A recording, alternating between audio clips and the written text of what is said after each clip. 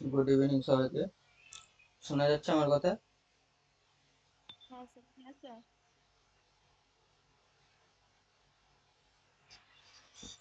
আমরা আজকে পড়বো হচ্ছে তাপীয় প্রসারণ। এই রিলেটেড আমাদের দুটো ক্লাস, একটা তাপীয় প্রসারণ আর একটা হবে তাপীয় সঞ্চালন পরের দিন।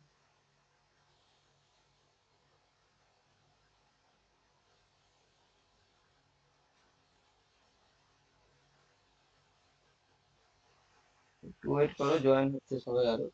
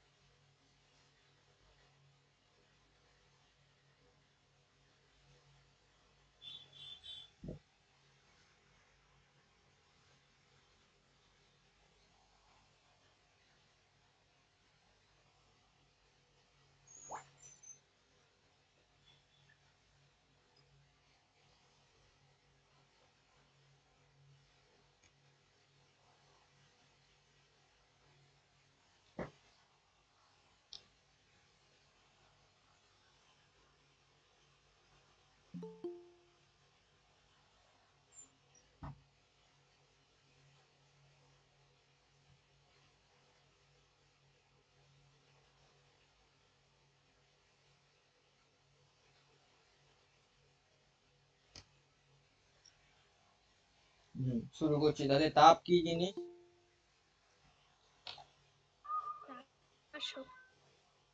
তাপ কি? তাপ হলো এক প্রকার শক্তি। তাপ হচ্ছে এক প্রকারের শক্তি। হ্যাঁ। কি হয় যা গ্রহণে? যা গ্রহণে উত্তপ্ত হয়। এবং বর্জন করলে বস্তু শীতল হয়। বস্তু শীতল হয়। আচ্ছা, আর কোনো বস্তু ধরো যদি গরম বা উত্তপ্ত হয় বা তার তাপ বেড়ে যায় তাহলে কি হয়? যেমন ধরো আমরা কঠিন পদার্থে যদি তাপ বাড়িয়ে দিই তাহলে সে কি হয়ে যাবে? গলনাঙ্ক বেশি হবে। কঠিন কি হয়ে যাবে? গলে গিয়ে জলে পরিণত হবে। উত্তপ্ত যদি আমরা করি গলন হতে শুরু করবে। আচ্ছা, গলন হওয়ার সময় আমরা কি জানবো যে তরলের কঠিনের আয়তন আর তরলের আয়তনের মধ্যে কার আয়তন বেশি হয়? ধরো একই পরিমাণ থাকলে আয়তন কার বেশি হবে? তরলের আয়তন বেশি হবে। তরলের আয়তন, হ্যাঁ, বেশি হয়। এগুলো কেন হয় আমরা অলরেডি যখন ওই গ্যাসের আচরণ চ্যাপ্টার পড়ি সেখানে কঠিন তরল গ্যাস আমরা তুলনা পড়ার সময় অলরেডি ওগুলো পড়ে এসেছি। সেই ক্ষেত্রে কেন আয়তন বেশি হয়। তো এই যে দেখো, কঠিন থেকে তরলে পদার্থ যখনই পরিণত হয়ে যাচ্ছে কি হচ্ছে, তার আয়তনটা বেড়ে যাচ্ছে। তার মানে তার আয়তন কি হলো? বেড়ে গেল না, অর্থাৎ প্রসারণ হলো না। হ্যাঁ স্যার। তো এই ক্ষেত্রে আমরা সেই রকম কিছু পড়বো না যে এক পদার্থ থেকে এক পদার্থ চেঞ্জ হয়ে গেল, আমরা সেটা পড়বো না। আমরা পড়বো কি? আমরা পড়বো কোনো পদার্থ যখন ওই একই অবস্থাতেই থাকবে, অর্থাৎ কঠিন কঠিনই থাকবে, তরল তরলই থাকবে এবং গ্যাস গ্যাসই থাকবে, সেখানে থেকে তাদের তাপ বাড়িয়ে দেওয়ার ফলে কি করে প্রসারণ হচ্ছে। একইভাবে যদি আমরা তাপ কমিয়ে নিই তাহলে তার কি হয়ে যাবে? সংকোচন হবে। তো আমরা সেই সংকোচনটা পড়বো না, আমরা পড়বো তাপের প্রসারণ সম্পর্কে। স্যার, আপনার সাউন্ডটা একটু কম আসছে। আচ্ছা, ওয়েট করো একটু।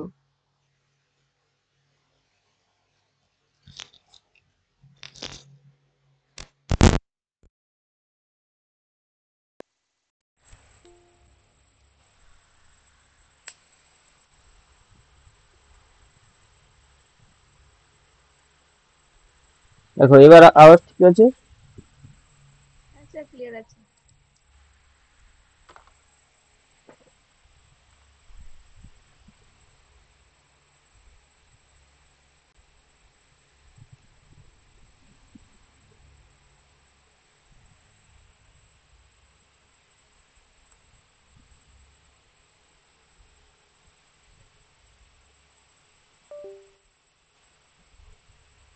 তাহলে আমরা তাপীয় প্রসারণ কাকে বলবো? যখন হচ্ছে তাপ দেওয়ার ফলে কোনো বস্তু কি হবে, প্রসারিত হবে। প্রসারিত হবে মানে তার যে ডাইমেনশন বা মাত্রাগুলো থাকে সেই জিনিসগুলো কি হবে, বৃদ্ধি হবে। এটাই বলবো আমরা প্রসারণ।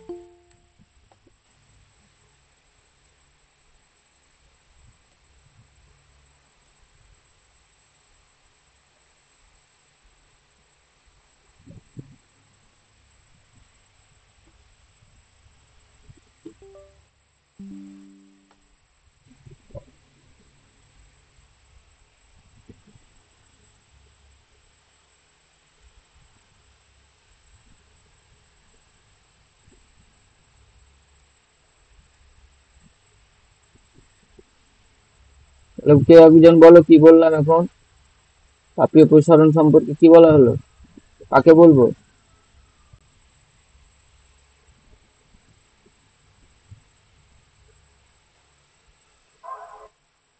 তাপ প্রয়োগের ফলে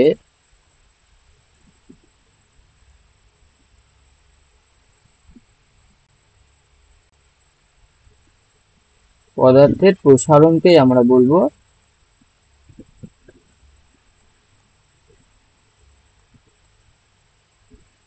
তাপীয় প্রসারণ।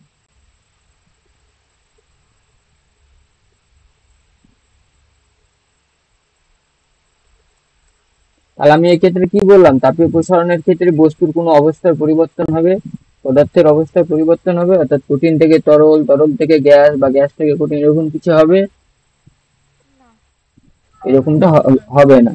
তোমরা ওই পরিবর্তনগুলো গলনাঙ্ক হোক, ঘনীভবন হোক, হিমাঙ্ক হোক, এগুলো সমস্ত কিছু তোমরা অলরেডি তাপের আগে ওগুলো করে এসছো অলরেডি। আমরা এখানে সেটা পড়বো না, একই অবস্থা থেকে তার প্রসারণটা শুধু দেখবো। তো তাপীয় প্রসারণ কয় প্রকার আগে আমরা সেটা দেখব।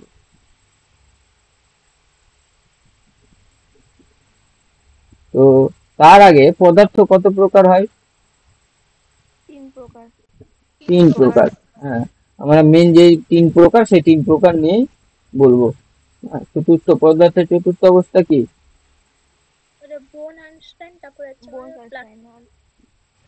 প্লাজমা, মেইনলি চতুর্থ অবস্থা প্লাজমা। আচ্ছা, কি কি হয়? কঠিন, কঠিন, তরল, গ্যাসীয়। তরল, গ্যাসীয়। গ্যাসীয়। আচ্ছা, গ্যাসের কি প্রসারণ আমরা পড়েছি? গ্যাসের আচরণে দেখো, মনে করে গ্যাসের আচরণে কিন্তু আমরা বেশ 3 ধরনের যেমন সূত্র পড়েছিলাম। কি কি সূত্র ছিল?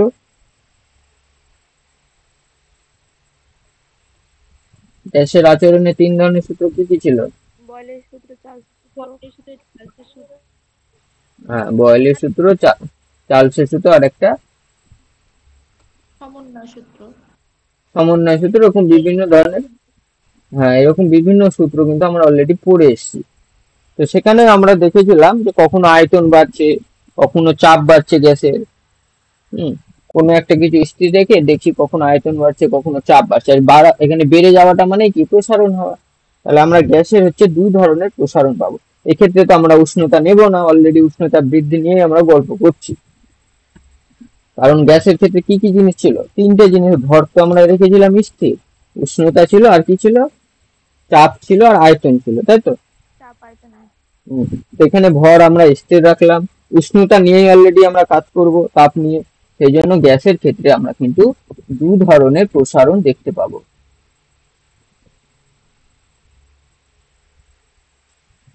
একটা হচ্ছে চাপের প্রসারণ, আর একটা হচ্ছে আয়তন প্রসারণ।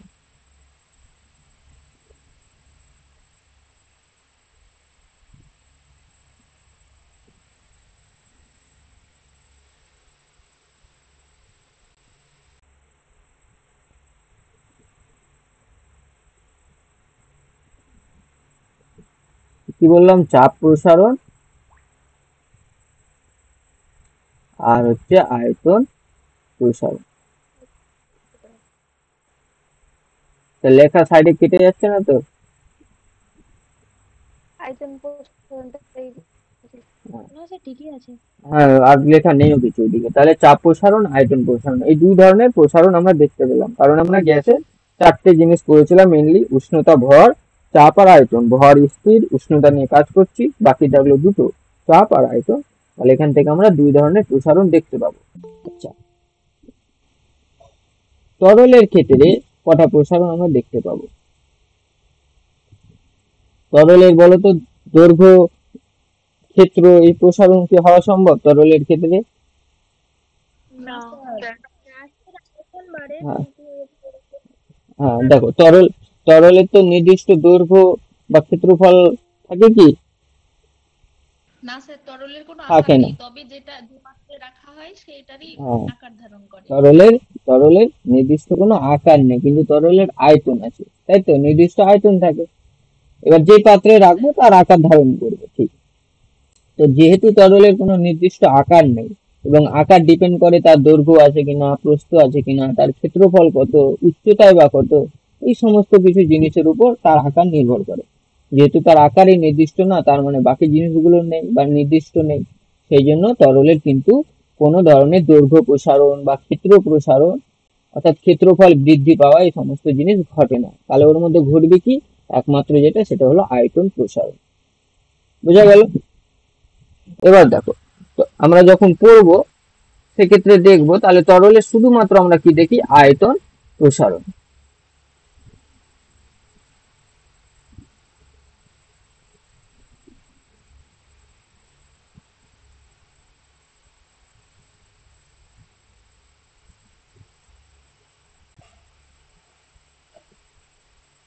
তো এই যে স্যার, এবার, যে পাত্রে রাখবো সে পাত্রেরই তো আয়তনটা ধরবো, তাই না? হ্যাঁ, এটা পড়ার আগে আমরা একটু আগে কঠিনটা জেনে নিই, তারপর ওখানে আমি যাচ্ছি আবার। আচ্ছা, কঠিনের কি নির্দিষ্ট আকার ও আয়তন থাকে? তো আকারও নির্দিষ্ট হ্যাঁ। থাকে আর আয়তনও নির্দিষ্ট থাকে। সেই জন্য আমরা কঠিনের ক্ষেত্রে তিন ধরনের, একটা এর দৈর্ঘ্য বৃদ্ধি পেতে পারে, তাই আমরা পেয়ে যাব দৈর্ঘ্য প্রসারণ। এবার দৈর্ঘ্য প্রসারণ মানে কি প্রস্থ প্রসারণ বলবো না? হ্যাঁ, আমরা প্রস্থ প্রসারণও বলবো, আমরা উচ্চতা বৃদ্ধি পেলে তাকে উচ্চতা প্রসারণও বলবো। অর্থাৎ ওয়ান ডাইমেনশনাল, অর্থাৎ এই যে একটা যদি ধরো আমরা এরকম যদি একটা ঘনক আঁকি, এটা মিটিয়ে দেবো আবার। এই যে এটা যদি আমরা ঘনক আঁকি, তাহলে এই ঘনকের মধ্যে আমরা কি কি জিনিস পাই? বা যদি এটা আমি আয়ত ঘনক আঁকতাম, তাহলে একে আমরা দৈর্ঘ্য বলতাম, তাহলে একে আমরা প্রস্থ বলতাম, আর এটাকে আমরা উচ্চতা বলতাম। তো প্রত্যেকটা হচ্ছে রৈখিক বা ওয়ান ডাইমেনশনাল। এই সমস্ত কিছু বৃদ্ধি পেলে আমরা তাকে দৈর্ঘ্য প্রসারণই বলবো। প্রস্থ বৃদ্ধি পেলে তাকে আমরা আলাদা করে প্রস্থ প্রসারণ, বা উচ্চতা বৃদ্ধির জন্য তাকে আমরা কিন্তু আলাদা করে উচ্চতার প্রসারণ বলবো না। বোঝা গেল? হ্যাঁ স্যার। অ্যাকচুয়ালি কি, কঠিন পদার্থের এটা ওয়ান ডাইমেনশনাল এক্সপেনশন, অর্থাৎ একমাত্রিক বা রৈখিক প্রসারণ। দৈর্ঘ্য প্রসারণ, বা আমরা বলতে পারি কি রৈখিক প্রসারণ। আচ্ছা, দৈর্ঘ্য তো বেড়ে গেল। এবার দেখো, এর যদি আকার বৃদ্ধি পায়, আকার বৃদ্ধির জন্য কি কি হবে? দৈর্ঘ্য তো বাড়তে পারে, এর সাথে সাথে কি ক্ষেত্রফল বাড়তে পারে না? হ্যাঁ হ্যাঁ হুম, সেই জন্য আমরা এই কি কি পেয়ে যাব? দৈর্ঘ্য প্রসারণের সাথে সাথে এই পেয়ে যাব ক্ষেত্র প্রসারণ।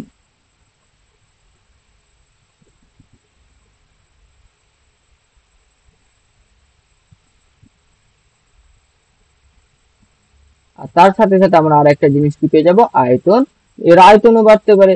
যদি আমরা এর মধ্যে তাপ বাড়িয়ে দিই, তাহলে ও কি হবে? গলে গিয়ে আস্তে আস্তে কি হবে? তরলে পরিণত না হলে তরলের দিকে যেতে চাইবে, তার মধ্যবর্তী যে যে সমস্ত অণুগুলো দিয়ে তৈরি হয় তাদের মধ্যে গ্যাপ বাড়তে থাকবে, এর ফলে কি হয়? আয়তন বৃদ্ধি পেতে পারে। সেই জন্য আমরা কিন্তু তার মধ্যে আয়তন প্রসারণও দেখতে পাই। তাহলে কঠিনের ক্ষেত্রে কয় ধরনের প্রসারণ দেখলাম? দৈর্ঘ্য প্রসারণ, ক্ষেত্র প্রসারণ, আর আয়তন প্রসারণ। এবার দেখো, তরল কি? তরল তো আমরা এমনি এমনি কোথাও রেখে দিতে পারবো না, নির্দিষ্ট কোনো একটা পাত্রেই রাখবো নিশ্চয়। এবারে সেই পাত্রে রাখা, আমি যখন এগুলো ডিটেলসে পড়বো বলবো, সেই পাত্রে রাখার দরুন কি হয়? তাপ বৃদ্ধির জন্য তরলের তো বৃদ্ধি হয়, প্রসারণ, আয়তন প্রসারণ, কিন্তু তার সাথে সাথে যে পাত্রে রাখা থাকে তাপ বৃদ্ধির দরুন তারও কিন্তু একটা প্রসারণ, আয়তন প্রসারণ ঘটে।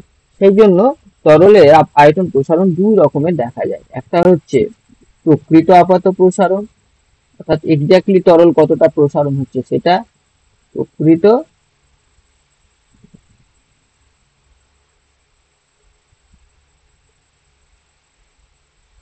আয়তন প্রসারণ। আর একটা হচ্ছে আপাত আয়তন প্রসারণ, অর্থাৎ আমাদের চোখে দেখে যেটা মনে হবে। চোখে আমরা যখন দেখি তখন আমরা ওই একটা যে পাত্রের যে বৃদ্ধি হবে সেটাকে আমরা বুঝতে পারি না, সেটাকেই আমরা বলবো আপাত আয়তন প্রসারণ।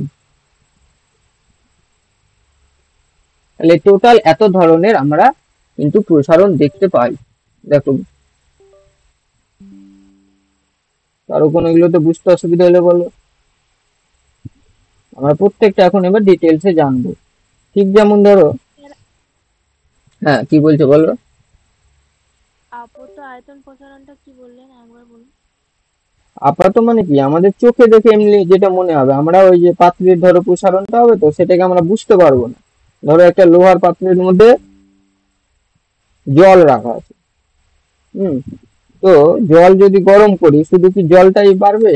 তার সাথে সাথে লোহার পাত্রটাও তো গরম হওয়ার দরুন একটু বাড়তে পারে। আয়তনে যেহেতু কঠিন পদার্থের আয়তন প্রসারণ দেখা যায়, বাড়বে না? হ্যাঁ। হ্যাঁ। হুম। তো আমরা কি করব, চোখে দেখে আমরা বুঝতে পারবো না যে লোহার পাত্রটাও বাড়ছে। আমরা শুধু ভাববো যে তরল, অর্থাৎ সেই জল রাখা গ্লাসের মধ্যে, লোহার গ্লাসের মধ্যে রাখা জলটাই বাড়ছে। তখন আমরা শুধু সেইটুকুই প্রসারণ লক্ষ্য করব, এটাকে আমরা বলি কি আপাত আয়তন প্রসারণ।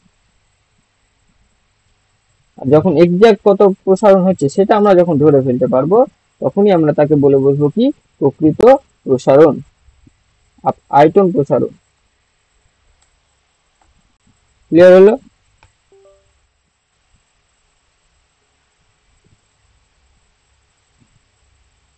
হ্যাঁ স্যার।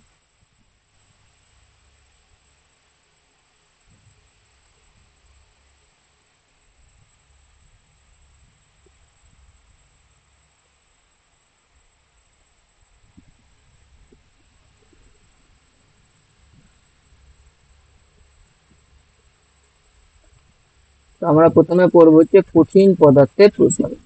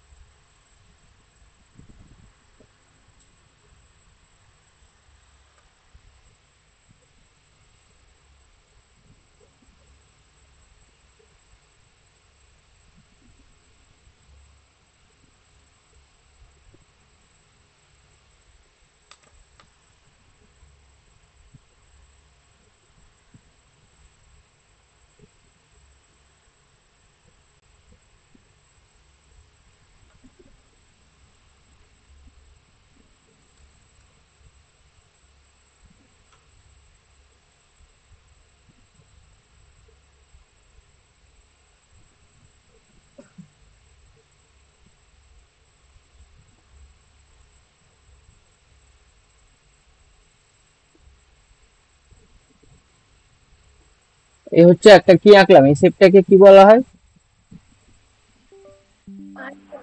আয়ত ঘন। আয়ত ঘনকাকার শেপ, অর্থাৎ আয়ত ঘন।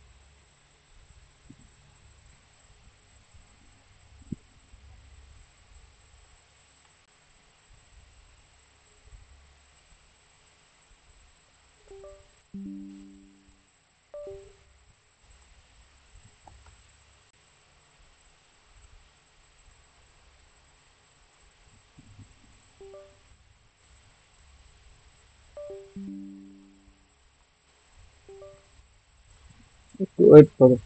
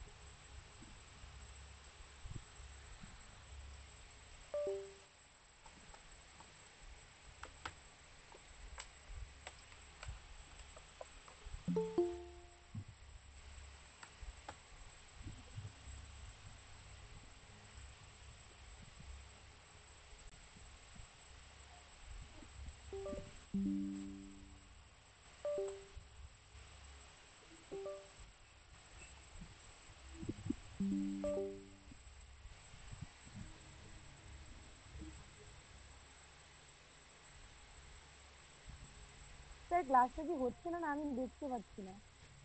না না, একটু ওয়েট করো, স্যার মিউট করে রেখেছে। একটু ওয়েট করো, হচ্ছে লেখাটা হচ্ছে না তো, লেখার জন্য কি হচ্ছে।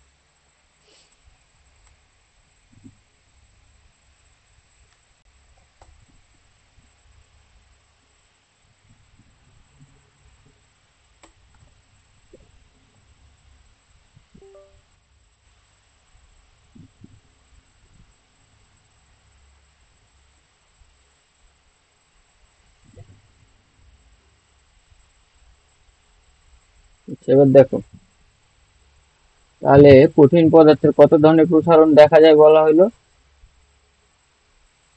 এটাকে আমরা কি বলবো? তিন এটাকে ধরনের। আমরা কি বলবো? এটা হচ্ছে দৈর্ঘ্য। একে আমরা কি বলি? প্রস্থ। না, এটা কি উচ্চতা? আর প্রস্থ কোনটা হবে?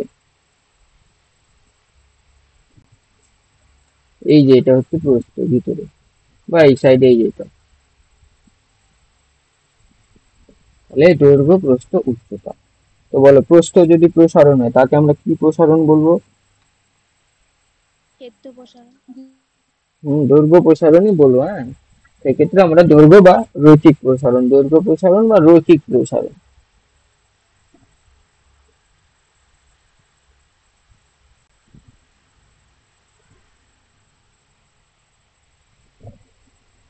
তো এখন যদি ধরো তাপ দেওয়া হয়, তো তাপ দেওয়ার ফলে কি হলো, এই পোর্শনটুকু পুরোটাই বৃদ্ধি পাবে না? এতে ধরো বেড়ে এরকমটা হলো, এরকমটা বেড়ে গেল, উচ্চতাও ধরো এরকমটা বেড়ে গেল হালকা করে, প্রস্থটাও ধরো এরকম করে বেড়ে গেল, বাড়তে বাড়তে একটা নতুন বেড়ে গিয়ে পুরো একটা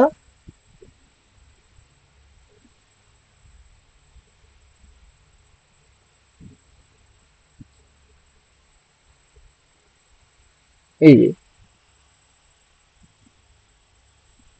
বেড়ে গিয়ে ধরো এই যে এই নীল নীল বর্ডারটা ছিল ওখান থেকে রেড বর্ডারে এতটা বেড়ে হয়ে গেল।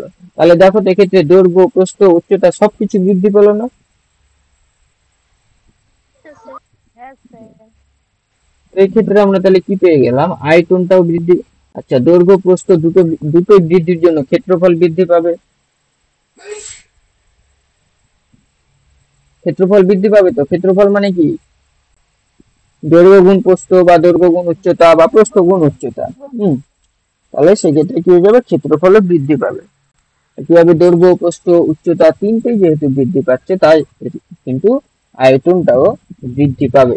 আমরা কি জানি, আয়তন সমান কি জানি বলো? আয়তঘনকের আয়তন সমান কি জানি? দৈর্ঘ্য ইন্টু প্রস্থ উচ্চতা।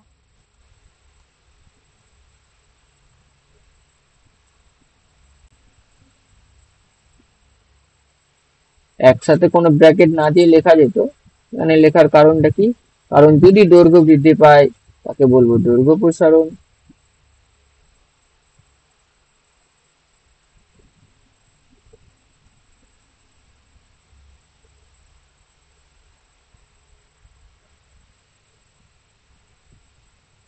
যদি দুটোই বৃদ্ধি পায় তাহলে আমরা কি বলবো, ক্ষেত্র প্রসারণ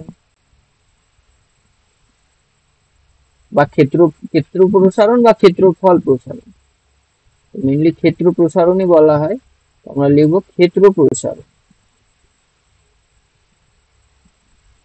আর যদি পুরোটা নেওয়া হয় তাহলে আমরা পেয়ে যাবো কি, আয়তন। সবকিছু নিয়ে নিলে তাকে আমরা বলবো কি, আয়তন প্রসারণ।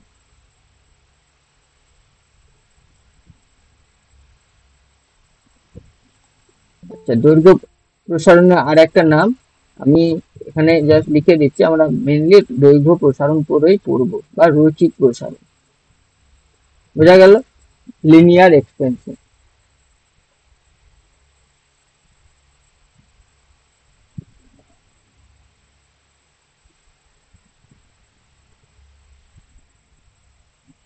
এই তিন রকমের প্রসারণ সম্পর্কে আমরা এখন পড়বো। প্রথমে পড়বো কঠিন পদার্থের দৈর্ঘ্য প্রসারণ।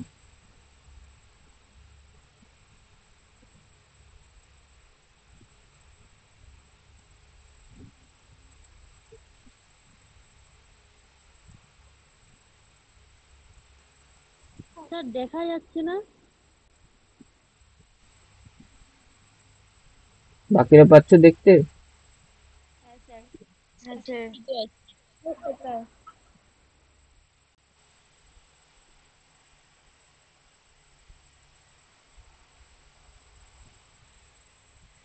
তাহলে বলো, দৈর্ঘ্যের প্রসারণ কি হবে? দৈর্ঘ্যের প্রসারণ সর্বদা কি হবে, উষ্ণতা বৃদ্ধির সমানুপাতিক হবে। দৈর্ঘ্যের প্রসারণ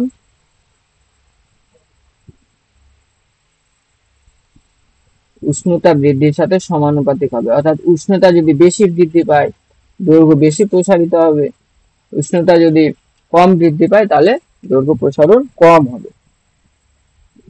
তাহলে এক্ষেত্রে আমরা কি বলতে পারি, ধরো এরকম একটা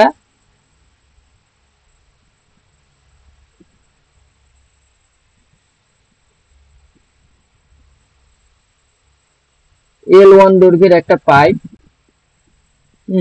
T1 ডিগ্রি সেন্টিগ্রেড উষ্ণতায় আছে।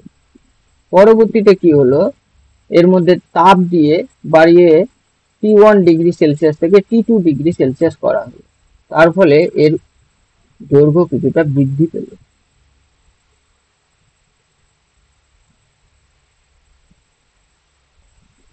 এই দৈর্ঘ্যটা বৃদ্ধি পাওয়ার জন্য এটাকে আমরা বললাম L2। এক্ষেত্রে কি বলা হলো, T2 টা হচ্ছে T1 থেকে বড়, একইভাবে L2 টা হচ্ছে L1 থেকে বড়। বলা যায়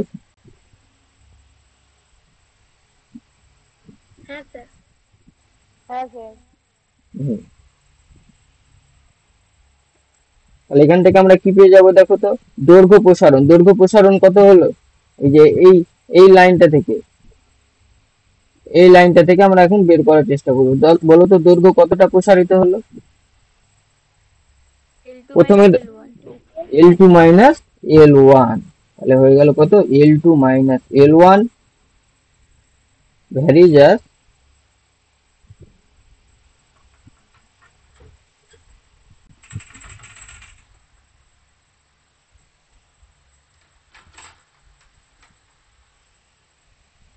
উষ্ণতা বৃদ্ধি। উষ্ণতা বৃদ্ধি কতটা হলো, T2 minus T1। E2 minus T1।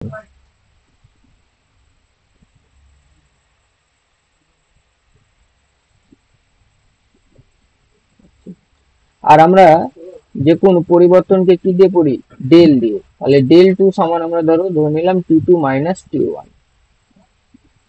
এবার এই ক্ষেত্রে দেখো, এই চিহ্নটা উঠাতে গেলে আমাদের তো একটা ধ্রুবক নিতে হয়। তো ধরো আমরা সেই ধ্রুবকটা আমরা নিচ্ছি এক্ষেত্রে আলফা নিলাম। আলফা এটা কিন্তু সমানুপাতি চিহ্ন, এটা হচ্ছে alpha. Alpha T2 minus T1,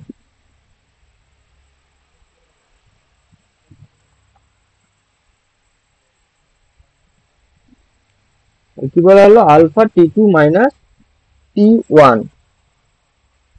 তো বলো তো এখান থেকে L2 আমরা কত পেয়ে যাব,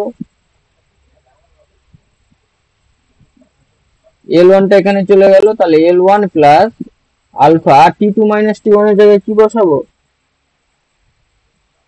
কি হবে? ডেল্টা টি বসে নিলাম। এটাকে আমরা কি বলবো, ডেল্টা টি। ওই কোথায় লিখলাম জানো, এই যে ছোট ত্রিভুজের মতো, এটাকে কি হয়, পরিবর্তন বোঝানোর জন্য লেখা হয় ডেল্টা টি। বিভিন্ন ভাবে লেখা হয়, এইভাবে লেখা হয়, এইভাবে লেখা হয়, আমরা এটা ত্রিভুজের মতো করে কেটে লিখলাম।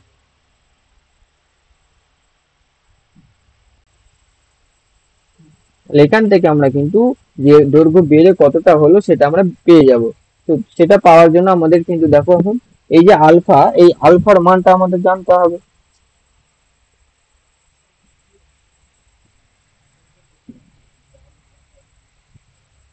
বুঝা গেল, এই আলফার মানটা কত সেটা এখন আমাদের জানতে হবে। এই আলফাটাকে কি বলা হয়, দৈর্ঘ্য প্রসারণ গুণাঙ্ক।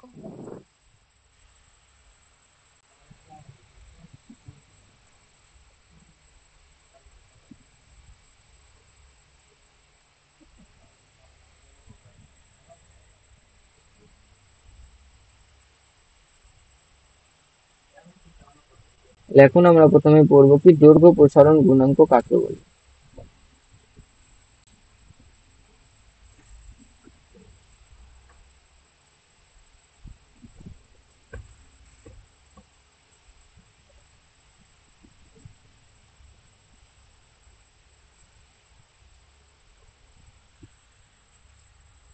হচ্ছে যে কোনো কঠিন পদার্থের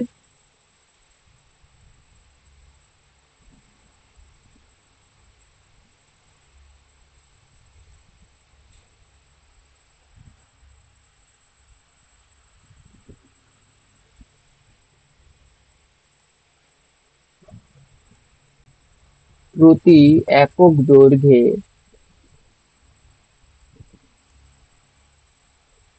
প্রতি একক দৈর্ঘ্যে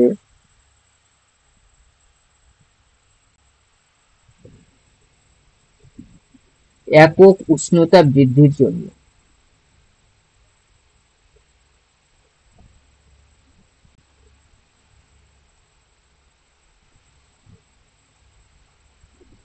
একক উষ্ণতা বৃদ্ধির জন্য যে পরিমাণ দৈর্ঘ্য প্রসারণ হয়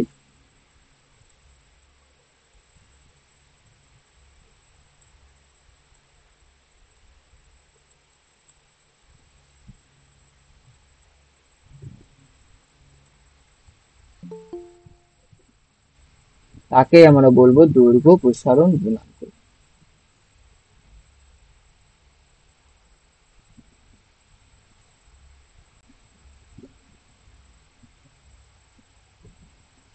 দেখো উপরে যে রিলেশনটা লেখা হয়েছে,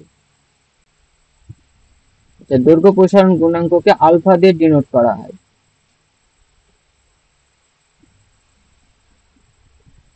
উপরে দেখো রিলেশনটা যে লেখা হয়েছে এখানে, যে L2 ইকুয়াল টু L1, বা এখান থেকে যদি আমরা ধরো আলফা বের করি, তাহলে আলফা কত পাবো? L2 minus L1 by T2 minus T1 না?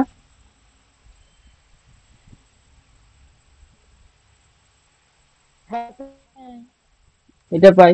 কিন্তু দেখো আমাদের এক্ষেত্রে কি বলা হয়েছে, যে একক দৈর্ঘ্যে, প্রতি একক দৈর্ঘ্যে। আর এই যে বৃদ্ধিটা হয়েছে, এটা কত দৈর্ঘ্যের মধ্যে হয়েছে?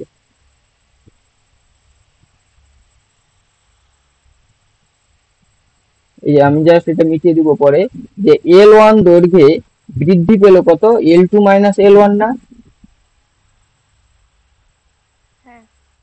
তাহলে ও দৈর্ঘ্য যদি L1 এর জায়গায় 1 থাকতো, তাহলে কতটা বৃদ্ধি পেত?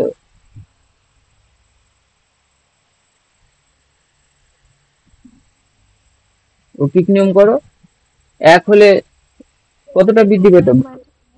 তাহলে ভাগ হয়ে যাবে না, L2 minus L1 by L1। তো এই যে দেখো আমরা পেয়ে গেলাম কত? L2 মাইনাস L1 এর জায়গায় কি L2 minus L1 by L1। এই জিনিসটা এখন আমরা যদি উপরে পাওয়া এই রিলেশনে এখন বসাই, এই যে এটাই,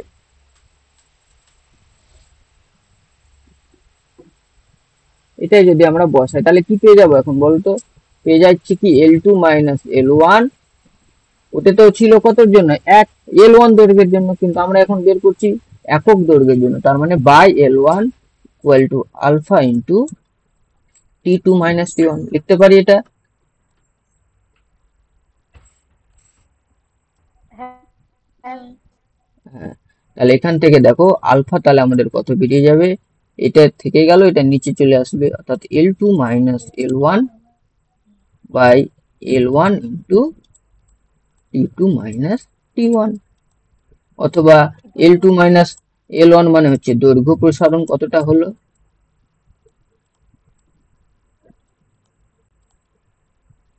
L1 হচ্ছে প্রাথমিক দৈর্ঘ্য,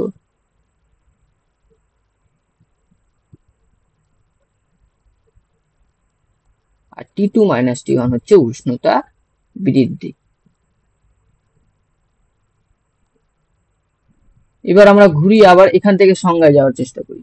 তো দেখো তো, প্রাথমিক দৈর্ঘ্য 1 ধরে নেওয়া হয়েছে প্রতি একক দৈর্ঘ্যে, তার মানে প্রাথমিক দৈর্ঘ্য 1 ধরে নেওয়া হলো।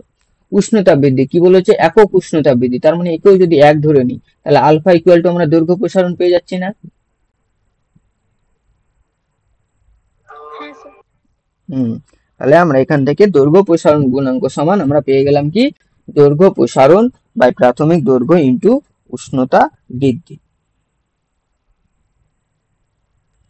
তো এবারে আমরা কি করব, এই যে দৈর্ঘ্য প্রসারণ গুণাঙ্ক পেলাম, এই দৈর্ঘ্য প্রসারণ গুণাঙ্কের মাত্রা ও একক আমরা বের করব।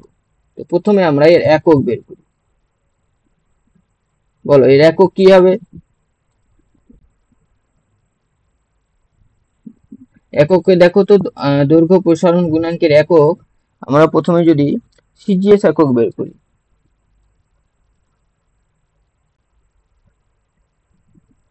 তো দৈর্ঘ্য প্রসারণ মানে কি? দৈর্ঘ্যের একক, দৈর্ঘ্যের একক সিজিএস এ কত? সেন্টিমিটার। সেমি বা সেন্টিমিটার, ঠিক। আচ্ছা, প্রাথমিক দৈর্ঘ্য তাহলে সেও দৈর্ঘ্যের একক অর্থাৎ সেন্টিমিটার।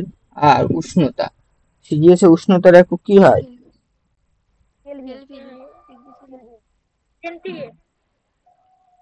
তো ওরকম কি আছে উষ্ণতার একক? সিজিএস এ একটা নেওয়া হয়, এসআই একটা নেওয়া হয়, উষ্ণতার কি সেরকম আছে? ডিগ্রি সেন্টিগ্রেড আর এসআই কেলভিন নেওয়া হয়। Degree celsius. হুম।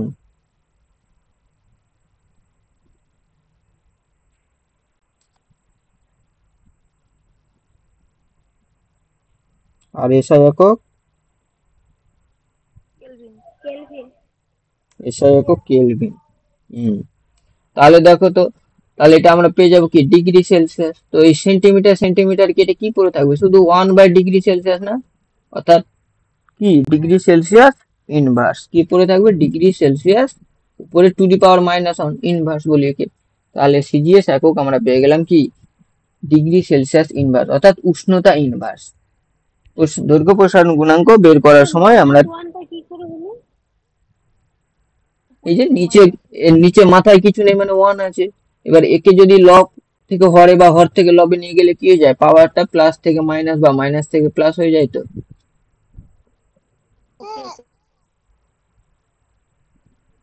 বুঝা গেল? হ্যাঁ স্যার। হুম। একইভাবে আমি আর দেখাবো না এসআই একক। এসআই একক তাহলে কি পেয়ে যাব, kelvin minus one. Kelvin inverse. Kelvin inverse next একক হয়ে গেল। এবার আমরা জানবো মাত্রা। আচ্ছা, উষ্ণতার মাত্রা কি, থিটা বা কেলভিন মাইনাস। তাহলে হচ্ছে কি, এটা দৈর্ঘ্য প্রসারণ গুণাঙ্ক।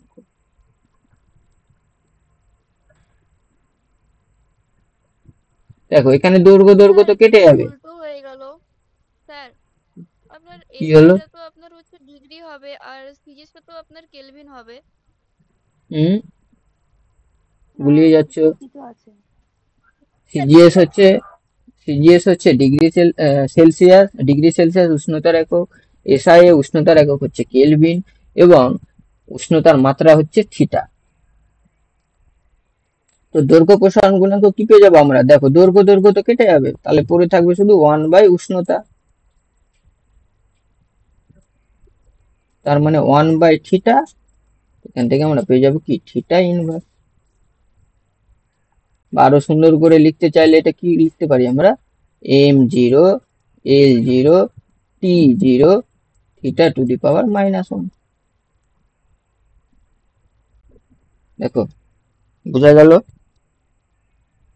হ্যাঁ স্যার।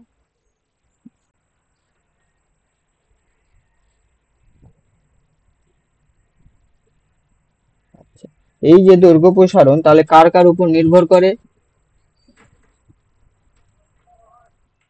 কতটা উষ্ণতা বৃদ্ধি হচ্ছে সেটার উপর, আর তার প্রাথমিক দৈর্ঘ্যের উপর, তাই তো? দেখো উপরে আমরা ওইভাবে পেলাম না, এই যে দেখো দৈর্ঘ্য প্রসারণ কতটা হচ্ছে, সেটা তো কার উপর নির্ভর করবে, প্রাথমিক দৈর্ঘ্য কত হচ্ছে, উষ্ণতা কতটা বৃদ্ধি পাচ্ছে। তাহলে নির্ভরশীলতা কি কি হয়ে যাবে, একটা হচ্ছে পদার্থের তুমি দেখো। প্রাথমিক দৈর্ঘ্যের সমানুপাতিক হয়, অর্থাৎ প্রাথমিক দৈর্ঘ্য যদি বড় হয়, বেশি হয়, তাহলে দৈর্ঘ্যের প্রসারণটাও বেশি হবে। একইভাবে ধরো আমরা যদি একটা লোহার ছোট্ট একটা পিন আর একটা লোহার বড় একটা দণ্ড একই সাথে যদি আগুনের মধ্যে ফেলে দিই, তাহলে দুটোই বাড়বে। তো দুটো তো একই রকমই তাপ পাচ্ছে, একই রকম বাড়ার কথা দুজন, তাহলে যার যেমন দৈর্ঘ্য সেই অনুপাতে বাড়বে। তাহলে সব থেকে বেশি কে বাড়বে, বড় দণ্ড। লোহার দণ্ডটা বাড়বে। হ্যাঁ, সেই জন্য কি বলা হচ্ছে, দৈর্ঘ্য প্রসারণ হচ্ছে প্রাথমিক দৈর্ঘ্যের সমানুপাতিক হয়। একইভাবে উষ্ণতা বৃদ্ধি কতটা হচ্ছে তারও সমানুপাতিক হয়, বেশি উষ্ণতা বাড়লে বেশি বৃদ্ধি পাবে দৈর্ঘ্য, কম বৃদ্ধি পেলে দৈর্ঘ্যটা কম বাড়বে। তাহলে উষ্ণতা বৃদ্ধি সমানুপাতিক, এই দুটো জিনিসের উপর দৈর্ঘ্য প্রসারণ হচ্ছে নির্ভর করে।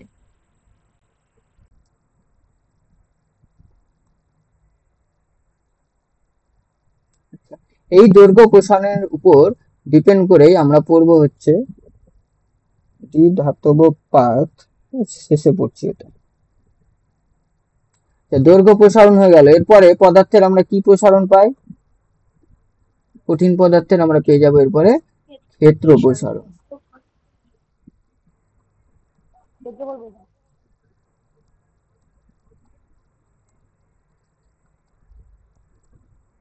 তো আমি ডিরেক্ট এবারে ক্ষেত্র প্রসারণ মানে কিভাবে বুঝতে পারছো, যখন ক্ষেত্রফল বৃদ্ধি পাবে।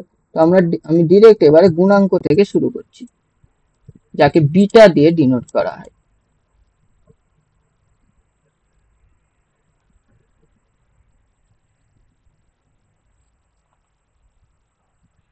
তো এক্ষেত্রেও আমরা তাহলে কি পেয়ে যাব, বিটা ইকুয়াল টু আমরা পেয়ে যাব ক্ষেত্রফল কতটা বৃদ্ধি পাচ্ছে। আর ক্ষেত্রফলকে আমরা কি দিয়ে লিখি, এস দিয়ে, সারফেস। এস ফর সারফেস, তাহলে S2 minus S1 minus S1 by S1 into S1 into T2 minus T1। T2 minus T1। দেখো আলাদা কিছুই না, উপরে যেমন এ ছিল, দেখো এল এর জায়গায় জাস্ট এস, এল ফর ওখানে লেন্থ দৈর্ঘ্য, এখানে এস ফর সারফেস বা ক্ষেত্রফল। এস মানে কি ক্ষেত্রফল।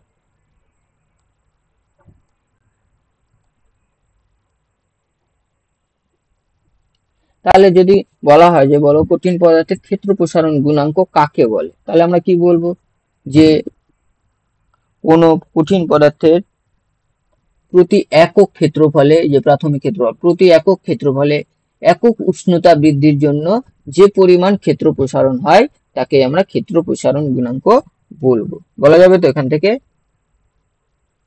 হ্যাঁ হ্যাঁ তার মানে আমরা কি পেয়ে গেলাম এখান থেকে, হচ্ছে ক্ষেত্র প্রসারণ গুণাঙ্ক মানে আমরা পেয়ে গেলাম ক্ষেত্র প্রসারণ বা হচ্ছে প্রাথমিক ক্ষেত্রফল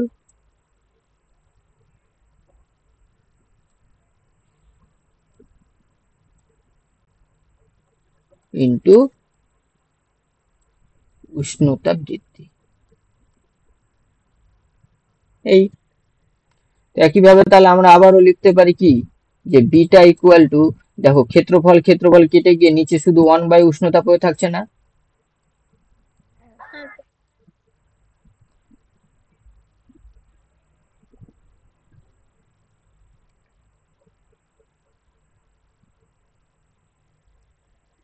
তাহলে আবারও আমরা এর একক ও মাত্রা কি পেয়ে যাব, একই রকমই পেয়ে যাব।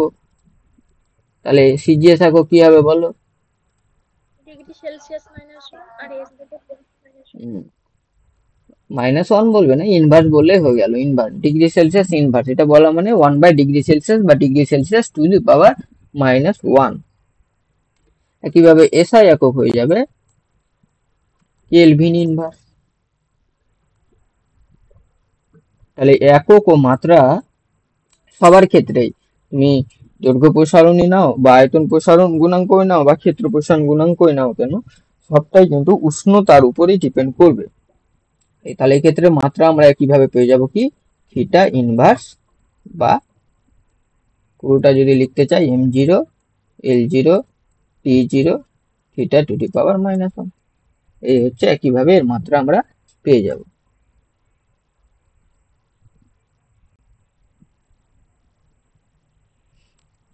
আচ্ছা, এই গেল আমাদের ক্ষেত্র প্রসারণ গুণাঙ্ক। কিভাবে আমরা চলে আসবো কি আয়তন প্রসারণ গুণাঙ্ক।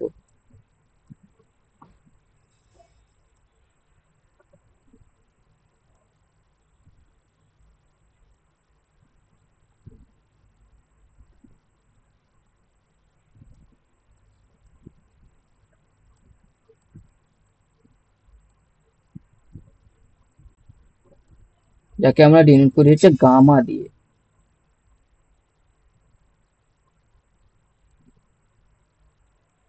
তো আয়তন প্রসারণ গুণাঙ্কে কি কার প্রসারণ নিয়ে আমরা গল্প করবো, আয়তনের নিয়ে। তাহলে এই ক্ষেত্রেও আমরা একইভাবে গামা ইকুয়াল টু পেয়ে যাবো, আয়তনকে আমরা কি দিয়ে ডিনোট করবো, ভি দিয়ে, ভি ফর ভলিউম, ভি দিয়ে।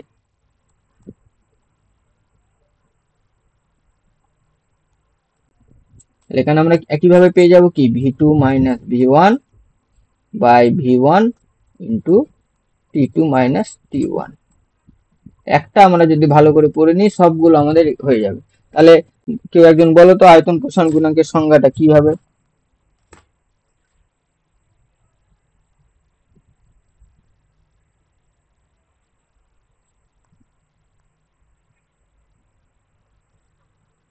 বলো আয়তন প্রসারণ। হুম কোনো কঠিন কঠিন পদার্থ বস্তুর উষ্ণতা 1 ডিগ্রি বৃদ্ধি করলে ওর এক হুম আয়তন যে পরিমাণ আয়তন বৃদ্ধি ঘটে তাকে আয়তন প্রসারণ গুণাঙ্ক বলা হয়। হুম তাকে ওই পদার্থের বা ওই বস্তুর আয়তন প্রসারণ গুণাঙ্ক বলা হয়। কারণ অনেক সময় এই প্রসারণ গুণাঙ্কগুলো বস্তুটা বা পদার্থটা কি ম্যাটেরিয়াল বা কি দিয়ে তৈরি হয় সেটার উপর ডিপেন্ড করে, তাই আমাদের শেষে ওই পদার্থ বা বস্তুর কথাটা বলতে হবে। হুম তাহলে এই হয়ে গেল আয়তন প্রসারণ গুণাঙ্ক, বা এটাকে তাহলে আমরা কি লিখতে পারি, আয়তন প্রসারণ বাই প্রাথমিক দৈর্ঘ্য অনন্ত উচ্চতা। দৈর্ঘ্য না প্রাথমিক আয়তন, V1 হচ্ছে কি প্রাথমিক আয়তন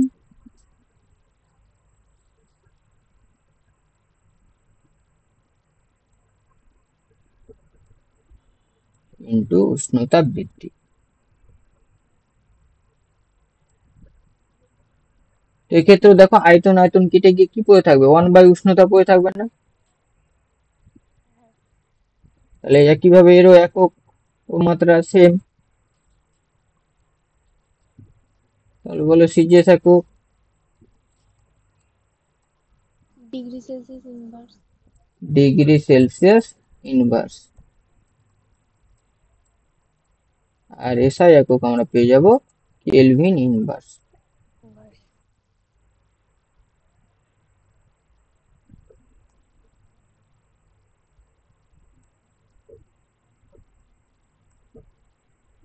আর মাত্রা পেয়ে যাব কি থিটা ইনভার্স। তাহলে আমরা পুরোটা পড়ে আমরা কি বুঝলাম, যে কঠিন পদার্থে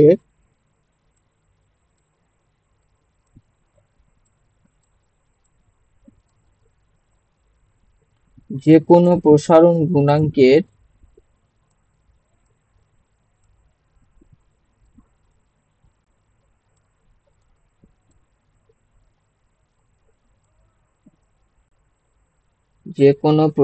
গুণাঙ্কের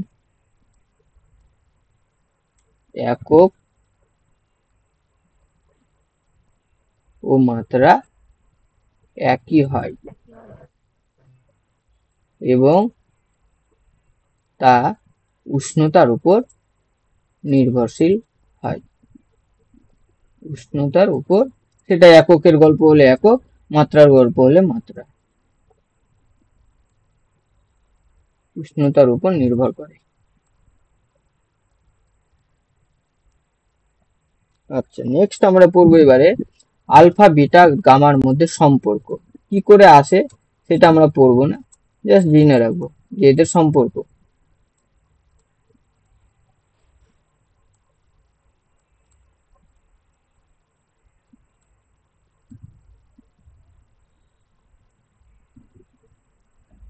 তাহলে সম্পর্কটা কি বলছে, যে alpha equal to beta by 2 equal to gamma by 3। এই হচ্ছে সম্পর্ক, এটা আমাদের মনে রাখতে হবে কি, যে alpha equal to beta by 2 equal to gamma by 3। এটা তো ভগ্নাংশে লেখা আছে, একে যদি আমরা এবার পূর্ণ করি তো 2 আর 3 এর লসাগু কত? তাহলে 6 দিয়ে পুরোটাকে গুণ করে ফেলো, তাহলে এ হয়ে যাবে 6 আলফা। 6 দিয়ে গুণ করলে 2 3 6 মানে 3 থাকবে পড়ে, তাহলে 3 বিটা, আর এখানে পড়ে থাকবে 2 মানে 2 গামা। তাহলে আমরা যে কোনো সম্পর্কই মনে রাখতে পারি, এটাই বেশি মনে রাখবে যে alpha equal to beta by 2 equal to gamma by 3। আর ছোট থেকে বড় অনুযায়ী সাজালে কি হবে, গামা হচ্ছে বড়, দেখো গামা হচ্ছে বড়, তারপর বিটা সব থেকে ছোট হচ্ছে আলফা। কিভাবে বুঝবো, দেখো এখানে বোঝা যাচ্ছে যে গামার সাথে ছোট সংখ্যা গুণ করছি আর আলফার সাথে বড় সংখ্যা গুণ করছি সমান সমান করার জন্য, তার মানে নিশ্চয়ই আলফা ছোট আর গামা বড়, বলা যায় তো এখান থেকে। বা এইভাবে বলতে পারি আমরা যে আলফাতে শুধু দৈর্ঘ্যের প্রসারণ হবে, বিটাতে কি হবে, দৈর্ঘ্যের তো প্রসারণ হবে তার সাথে প্রস্থেরও প্রসারণ হবে, তার মানে অটোমেটিকলি বিটা বড় হবে। একইভাবে গামার ক্ষেত্রে দৈর্ঘ্য বাড়বে, প্রস্থও বাড়বে, একইভাবে উচ্চতাও বাড়বে, সেই জন্য গামা বড় হবে। তাহলে আমরা কিন্তু এইভাবে এগুলো বলতে পারি।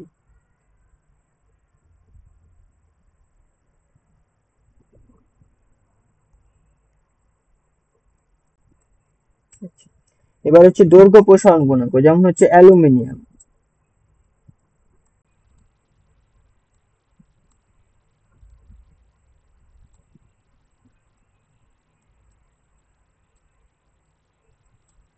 অ্যালুমিনিয়ামের দৈর্ঘ্য প্রসারণ গুণাঙ্ক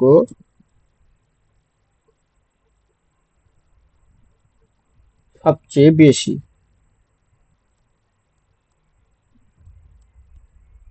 এগুলো আমাদের জেনে রাখতে হবে। তাহলে সব থেকে বেশি দৈর্ঘ্য প্রসারণ গুণাঙ্ক কার বললাম আমরা, অ্যালুমিনিয়াম। একইভাবে সবচেয়ে কম কার, সবচেয়ে কম হচ্ছে ইনভার, সবচেয়ে কম হচ্ছে ইনভার। ইনভার কি জিনিস? আয়রন তো আমরা ইনভার কি সংকর ধাতুতে পৌঁছি না? কি ছিল ইনভার?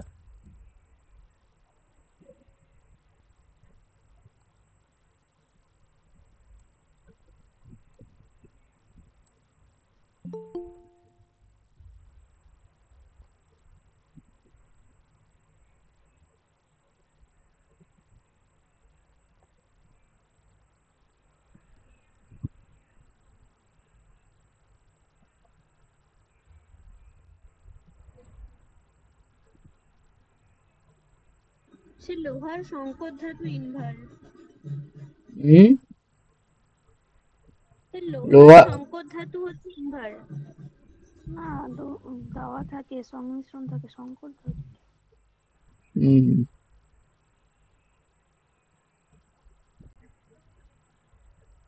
আমি ইনভার লিখেছিলাম না, এই যে ইনভার। লোহার হচ্ছে সংকর ধাতু ইনভার। এটা মেইনলি মেজারিং যত ইনস্ট্রুমেন্ট আছে সেই সমস্ত জায়গায় ইউজ করা হয়। তো দেখো কেন, তাহলে এখান থেকে বলা যেতে পারে ইনভার কেন মেজারিং অর্থাৎ ঘড়ি যত মিটার স্কেল এগুলোতে ইনভার ইউজ করা হয়। তো ইনভারের হচ্ছে দৈর্ঘ্য প্রসারণ ডেফিনিশন গুলো লিখবো। এগুলো এটা এমনি স্ক্রিনশট মেরে রেখে দাও আপাতত। তো ইনভারের ক্ষেত্রে কি হচ্ছে, এটা ওই নোটে থাকবে না, এটা যাদের দরকার হবে স্ক্রিনশট মেরে নিতে পারো। তো ইনভার কি হচ্ছে, যে এর যেহেতু দৈর্ঘ্য প্রসারণ গুণাঙ্ক কম, তাই অল্প কোনো টেম্পারেচারে যদি বেড়ে যায় কোনো কারণে, ধরো ঘড়ি পরে বাইরে গেলে টেম্পারেচার বাড়ার জন্য এই কাঁটা যেগুলো আছে সেগুলো দৈর্ঘ্য বেড়ে গেল। দৈর্ঘ্য বেড়ে গেলে মেজারমেন্টের সমস্যা হয়ে যাবে না, ঠিকঠাক ভাবে সময় দিবে না, দেখাবে না, বোঝা যাবে না, তখন সময়ের কিন্তু গন্ডগোল দেখা দিবে। সেই জন্য যাতে ও উষ্ণতা যাতে খুব কম বৃদ্ধি পায় বা বাড়ে না, সেই জন্য কিন্তু সবচেয়ে দৈর্ঘ্য প্রসারণ গুণাঙ্ক যার সবচেয়ে কম সেই জিনিসটা ইউজ করা হয়। এবং সেই জিনিসটা কি, এই ইনভার। এই দৈর্ঘ্য প্রসারণ গুণাঙ্ক কম হওয়ার জন্য ইনভার ইউজ করা হয়। বোঝা গেল? ক্লিয়ার হলো কেন ইউজ করা হয় ইনভার? স্যার হুম,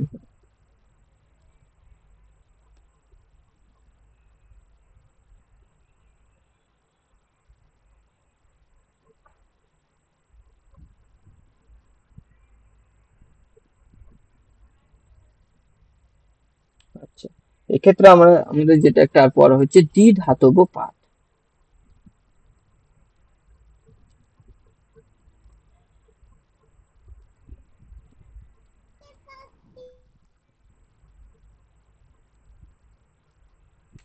দ্বিধাতব পাত কি রকম?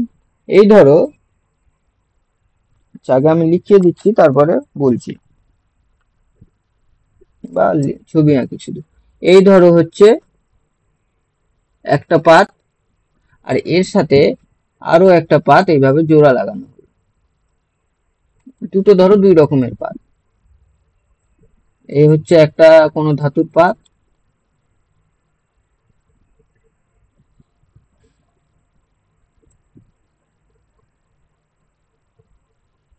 আর এ হচ্ছে কোনো একটা ধাতুর পাত।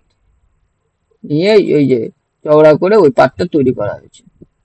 এটা হচ্ছে শীতল বা নর্মাল, শীতল অবস্থায়।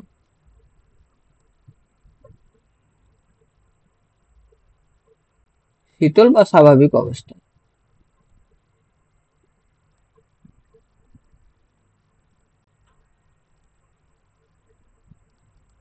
আচ্ছা, এবারে কি করা হলো, এর মধ্যে আমরা ধরো তাপ দিলাম বা কেউ এর উষ্ণতা বৃদ্ধি করছে, তাহলে কি হবে, নিশ্চয়ই দুজন দুজন দু ধরনের ধাতু হওয়ার দরুন দুজনের দৈর্ঘ্য প্রসারণ গুণাঙ্ক সেম হবে না, হবে কি?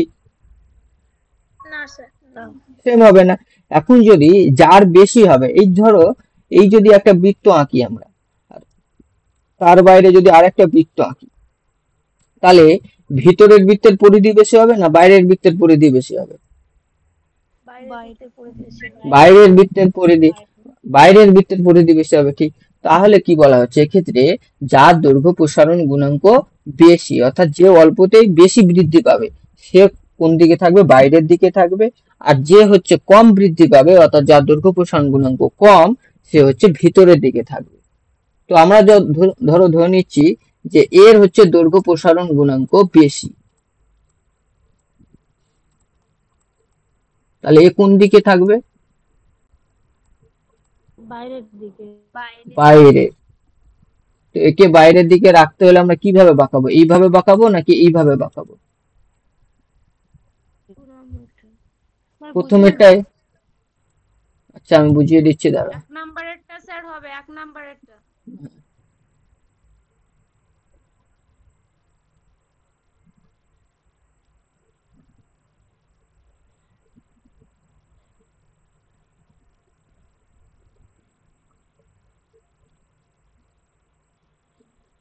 এইভাবে কি হবে? বেঁকে যাবে। বেঁকে গিয়ে এ যেহেতু এর দৈর্ঘ্য প্রসারণ গুণাঙ্ক যেহেতু কম, সেই জন্য এ কি করবে? ভিতরের দিকে থাকবে।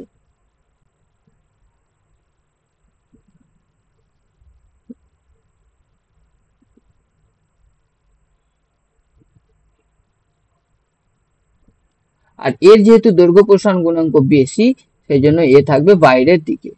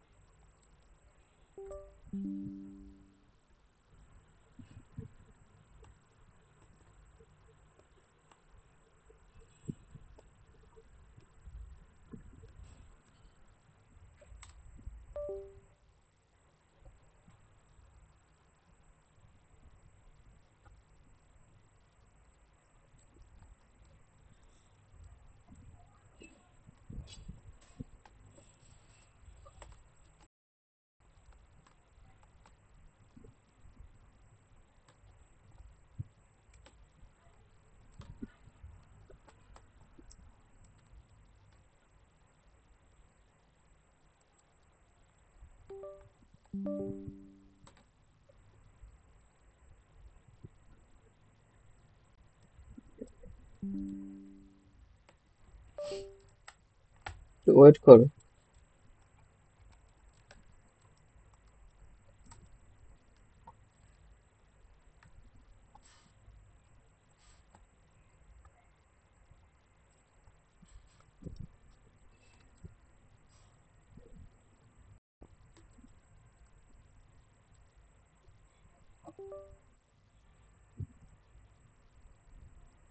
তাহলে এ হচ্ছে কি বাইরে থাকবে।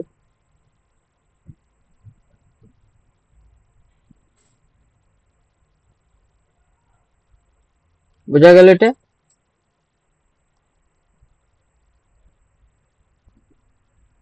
হ্যাঁ স্যার।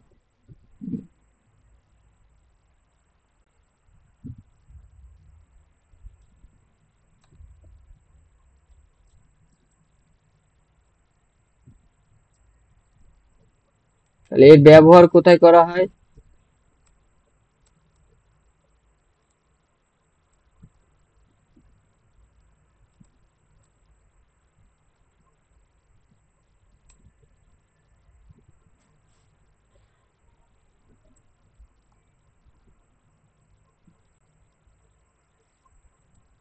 থার্মোস্ট্যাটে, তারপরে হচ্ছে অটোমেটিক ইলেকট্রিক আয়রনে,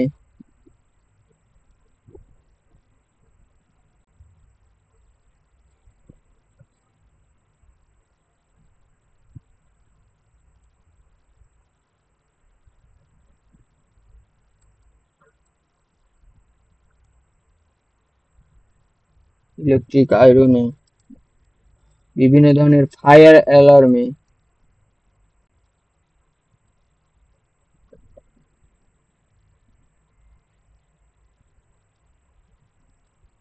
একটা এল হয় না অ্যালার্মে?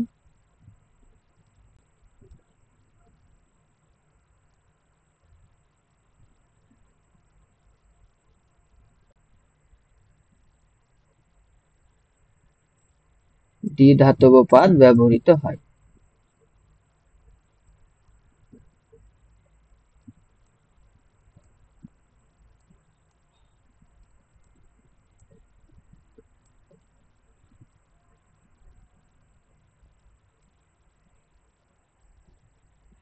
আচ্ছা, এই ছিল এতক্ষণ ধরে আমরা পড়লাম হচ্ছে কঠিন পদার্থের প্রসারণ। এবারে আমরা চলে আসবো তরল পদার্থের প্রসারণ।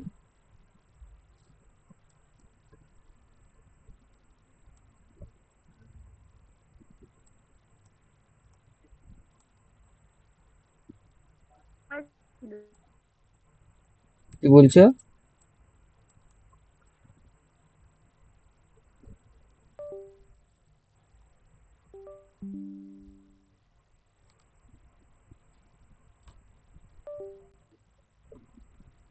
নিচ থেকে যদি উপরে দিকে দেবে, কি বললে বোঝা যাচ্ছে না, কথা কেটে গেল। বলছি যদি উপর দিক দেবে, শুনতে পাবে। ওই দ্বিধাতব পাতের কথা বলছো, উপরেরটা যদি এ হতো বেঁকে যেত অন্যভাবে। হ্যাঁ হ্যাঁ, হ্যাঁ।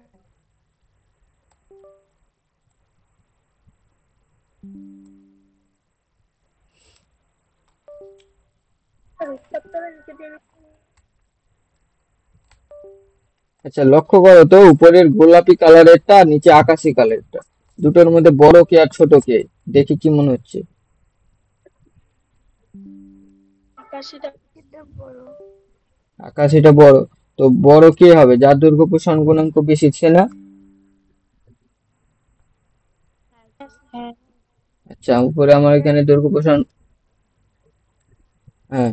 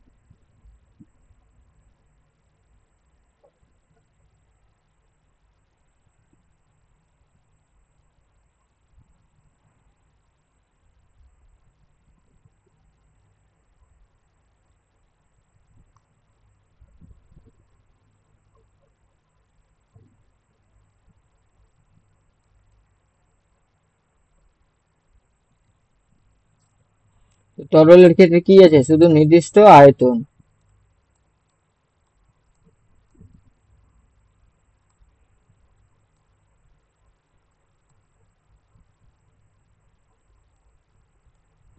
আকার তো নেই, আকার আছে? না। যেহেতু শুধু নির্দিষ্ট আয়তন আছে, তাই এর ক্ষেত্রে শুধুমাত্র আয়তন প্রসারণ গুণাঙ্কই দেখা যায়। আমরা সেটা অলরেডি উপরে আমরা আলোচনা করে এসেছি। এবং কত ধরনের আয়তন প্রসারণ দেখা যায়? দুই ধরনের। দুই ধরনের।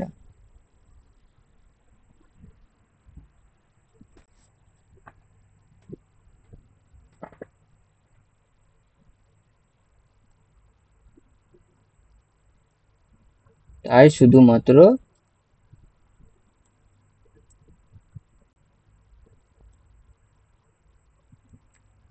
আয়তন প্রসারণ গুণাঙ্ক দেখা যায়।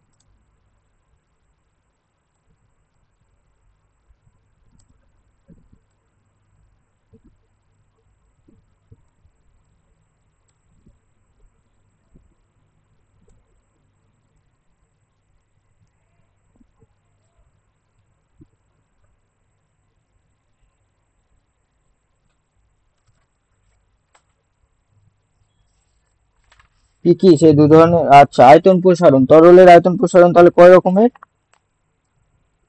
দুই ধরনের। একটা হচ্ছে তরলের, একসাথে আমরা দুটোই পড়বো, তরলের প্রকৃত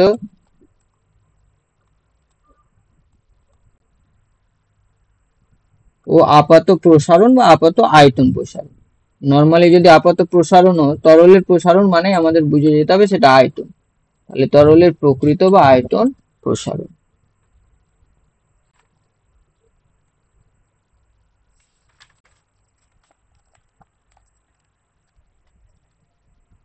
আচ্ছা দেখো, কোনো পাত্রে রাখা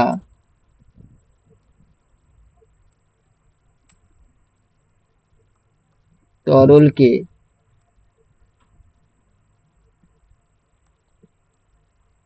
উত্তপ্ত করলে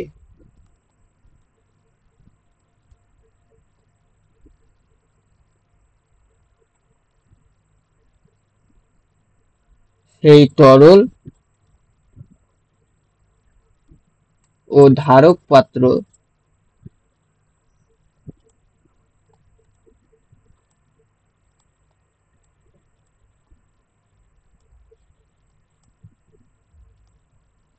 উভয়েরই হচ্ছে আয়তন প্রসারণ হয়।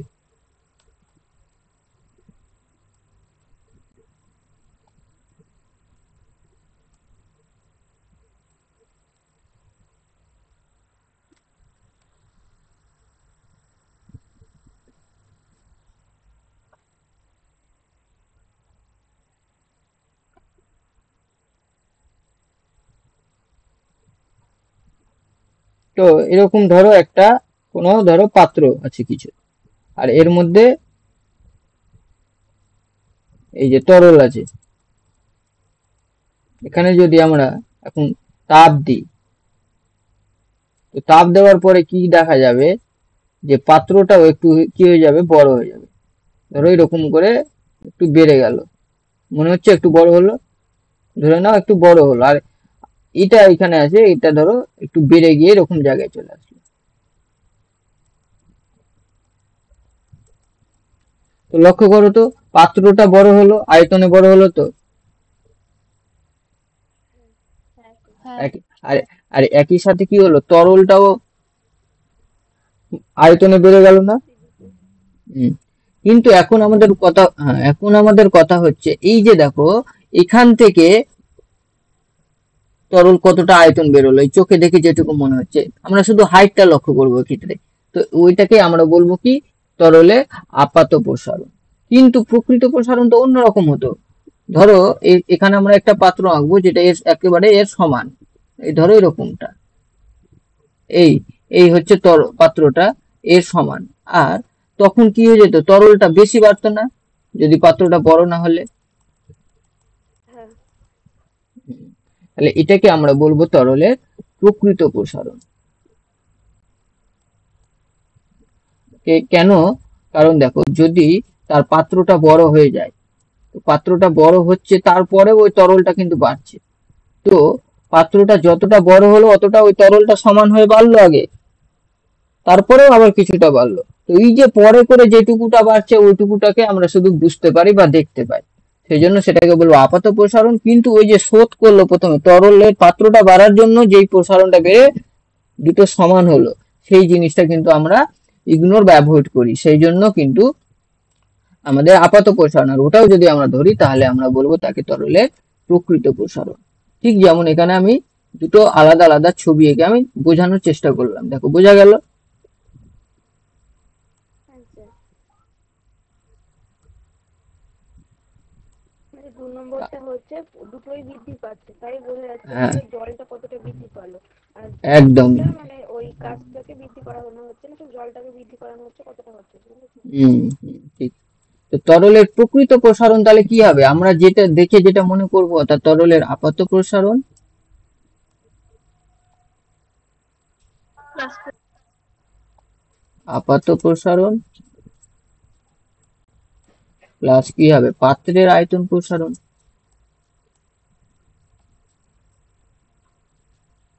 কারণ পাত্রের আয়তন প্রসারণ যতটা হবে তরল আগে অতটা প্রসারণ হবে, তারপরে আমরা যেটুকু দেখে মনে করছি আপাত প্রসারণ সেটা হচ্ছে। তাই ওখান থেকে আমরা সম্পর্ক পেয়ে গেলাম কি, যে তরলের প্রকৃত প্রসারণ সমান তরলের আপাত প্রসারণ বাই পাত্রের বা ধারক পাত্রের আয়তন প্রসারণ। এই সম্পর্কটা বোঝা গেল?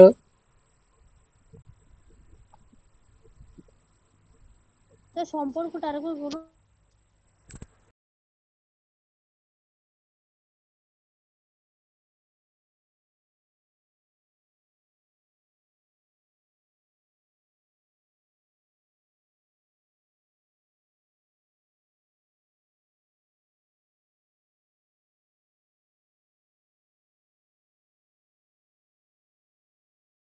কিন্তু ধরো যদি পাত্রটার আয়তন প্রসারণ না হতো তাহলে কি এতটা বাড়তো?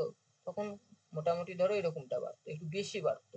তো এটাকে বলছি আমরা প্রকৃত প্রসারণ, আর এটাকে আপাত প্রসারণ, যেখানে আমরা পাত্রের প্রসারণটাকে ধরবো না। তার মানে তরলের প্রকৃত প্রসারণ কি হয়ে যাবে? আপাত প্রসারণ, অর্থাৎ যেটা দেখে আমরা মনে হচ্ছে যে বাড়লো ওটা তো হচ্ছেই, সাথে পাত্রের আয়তন প্রসারণ হচ্ছে, কারণ সেই যে প্রসারণটা ও আগে শোধ করছে তরলটা, সেই জন্য আমরা তো আর তরল প্রসারণ কাউন্ট করতে পারবো না ওইভাবে। আমরা পাত্রটাকে বুঝে যেতে পারবো তার আয়তন প্রসারণ কতটা হবে। বোঝা গেল? হ্যাঁ স্যার। হ্যাঁ।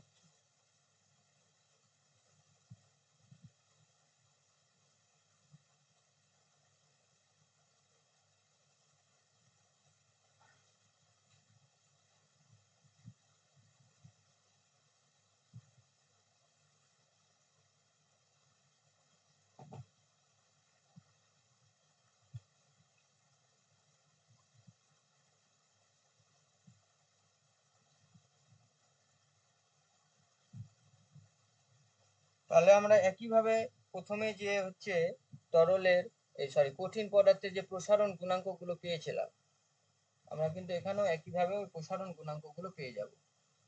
তাহলে তরলের আপাত প্রসারণ গুণাঙ্ক কি করে পাবো?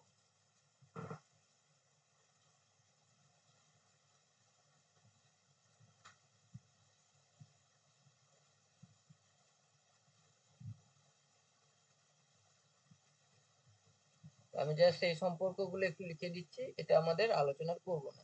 তাহলে তরলের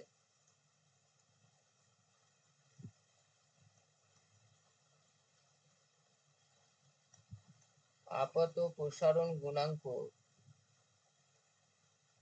এটাকে ডিনোট করা হচ্ছে আপাত হচ্ছে গামা আলফা দিয়ে, গামা আলফা দিয়ে, যেহেতু গামা দিয়ে আমরা আয়তন প্রসারণ গুণাঙ্ক করি, তাই গামা আলফা ইকুয়াল টু কি হয়ে যায়? ইকুয়াল টু হয়ে যায় তো আপাত আয়তন বৃদ্ধি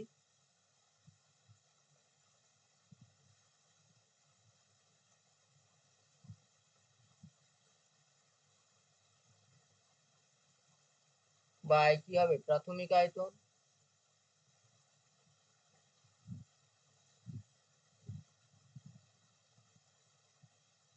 ইনটু উষ্ণতা বৃদ্ধি। একই রকম না? দেখো আগের গুলোর মতোই তো। হ্যাঁ স্যার। হ্যাঁ স্যার। হুম।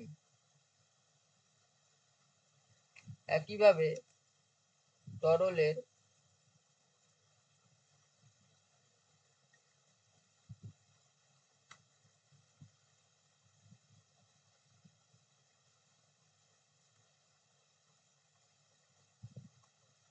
প্রকৃত প্রসারণ গুণাঙ্ক, এটাকে প্রকৃত মানে রিয়েল অর্থাৎ গামা আর দিয়ে ডিনোট করা হয়। এটা হয়ে যাবে কি, তার তরলের প্রাথমিক আয়তন হ্যাঁ কি বলছো? বলছি প্রকৃত আয়তন বৃদ্ধি বাই প্রাথমিক আয়তন গুণিতক উচ্চতার বৃদ্ধি।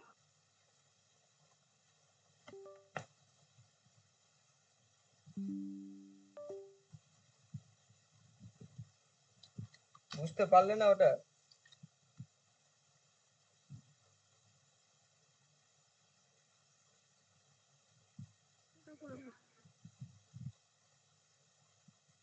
স্যার বললাম যে প্রকৃত আয়তন বৃদ্ধি বাই আচ্ছা। প্রাকৃতিক আয়তন। হুম।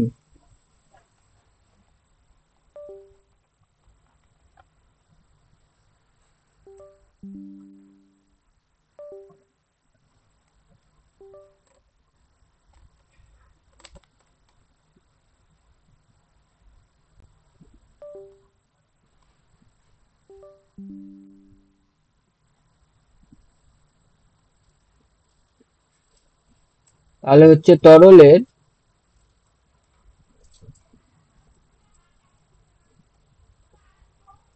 প্রকৃত প্রসারণ বা প্রকৃত আয়তন প্রসারণ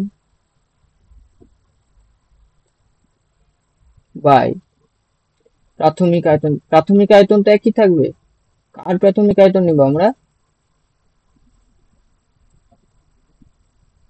জলে এই তরলটা, যে তরলটা আমরা নেব সেই তরলটার প্রাথমিক আয়তন আর ইনটু উষ্ণতা বৃদ্ধি। এখন আমায় বলো তো যে গামা আলফা আর গামা আর এর মধ্যে কে বড় আর কে ছোট হবে?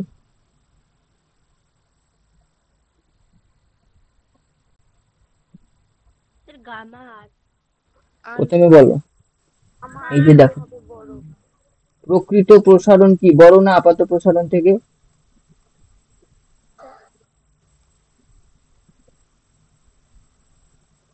আমরা উপরেই পড়লাম যে প্রকৃত প্রসারণ মানে হচ্ছে আপাত প্রসারণ প্লাস হচ্ছে পাত্রের প্রসারণ, আয়তন প্রসারণ। তাহলে এখান থেকে আমরা তাহলে কি বলতে পারবো? দেখো এখানে নিচেরটা তো একই, দুটোরই হর একই, লবটা এর বড়, তার দরুন এ বড় হয়ে যাবে, অর্থাৎ গামা আর গ্রেটার দ্যান হয়ে যায় গামা আলফা। বলতে পারি?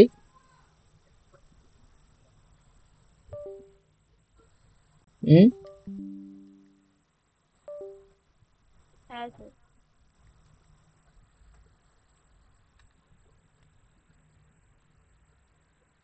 আচ্ছা, এই হচ্ছে তরলের প্রসারণ কাল। এবার আমরা নেক্সট জানবো গ্যাসের প্রসারণ।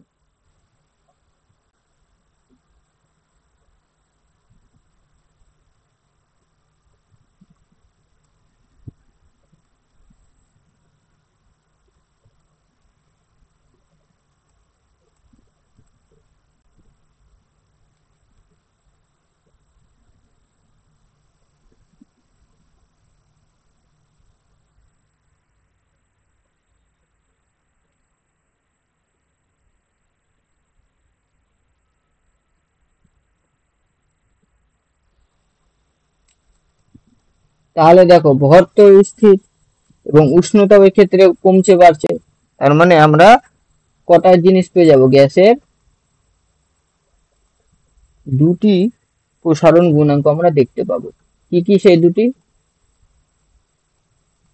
চাপ প্রসারণ হার। দুটি প্রসারণ গুণাঙ্ক দেখা যায়।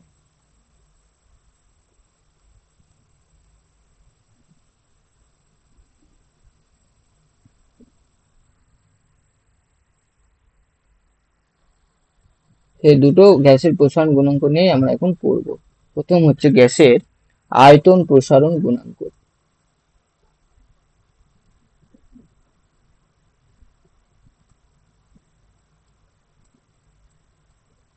বলো।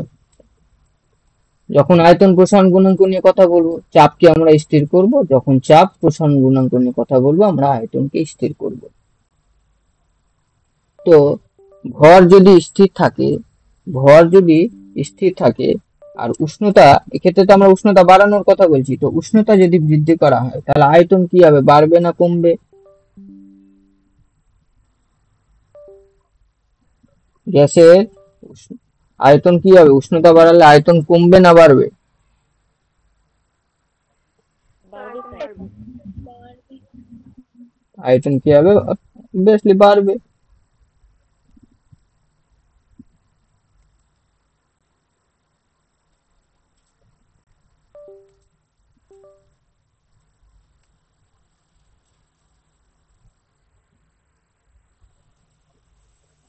তাহলে কি হচ্ছে? স্থির চাপে, চাপ স্থির মানে কার সূত্র? চালছে চাল চার্লসের সূত্র। তো স্থির চাপে কোন নির্দিষ্ট ভরের গ্যাসের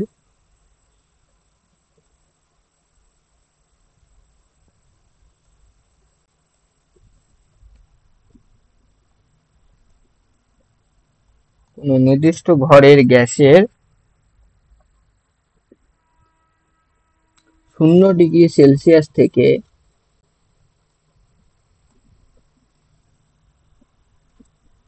1 ডিগ্রি সেলসিয়াস উষ্ণতা বাড়ালে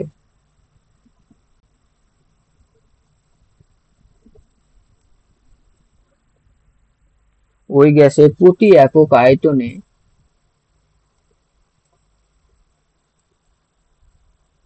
একই সূত্র, দেখো একক ডিগ্রি উষ্ণতা বাড়লো এবং প্রতি একক আয়তনে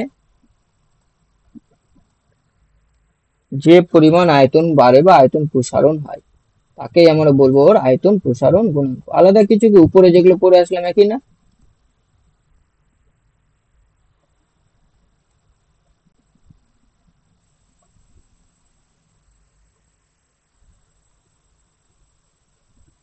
তাকে ওই গ্যাসের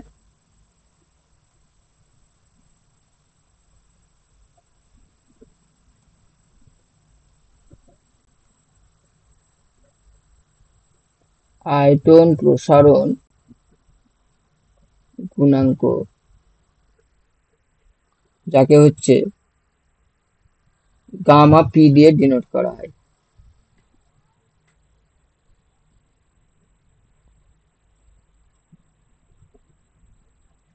কারণ পি ফর কি, প্রেসার, প্রেসার যখন চাপ হচ্ছে স্থির, একে তখন আমরা আয়তন, গামা আয়তন মানে গামা ভি দিয়ে না, কিন্তু এই কথাটা মাথায় রাখতে হবে, যে স্থির সেটা নিব আমরা। তাহলে গামা পি দিয়ে হচ্ছে আয়তন, গ্যাসের আয়তন প্রসারণ গুণাঙ্ক ডিনোট করা হয়, আয়তন প্রসারণ গুণাঙ্ক বলে। আচ্ছা, এই গামা পির ভ্যালু কত?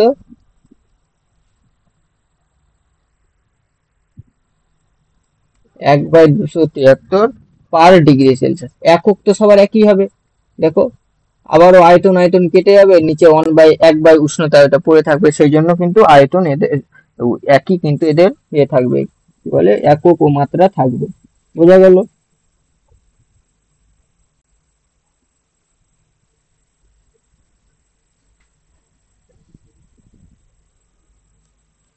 তাহলে আমরা পেয়ে গেলাম আয়তন প্রসারণ গুণাঙ্ক।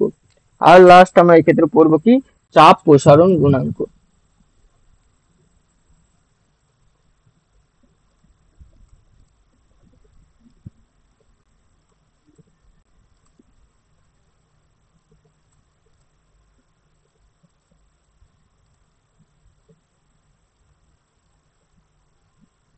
যাকে কি দিয়ে ডিনোট করা হবে, গামা ভি।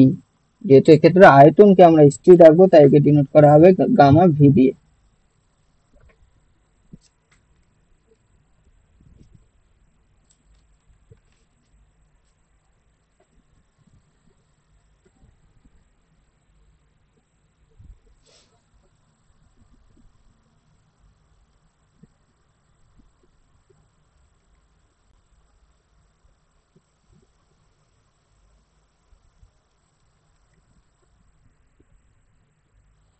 তাহলে একইভাবে আমরা আগেরটার মতো লিখতে পারি, স্থির চাপের জায়গায় স্থির আয়তন, আর এখানে যে পরিমাণ চাপ বাড়ে। তাহলে বলো গ্যাসের চাপ প্রসারণ গুণাঙ্ক কাকে বলবো?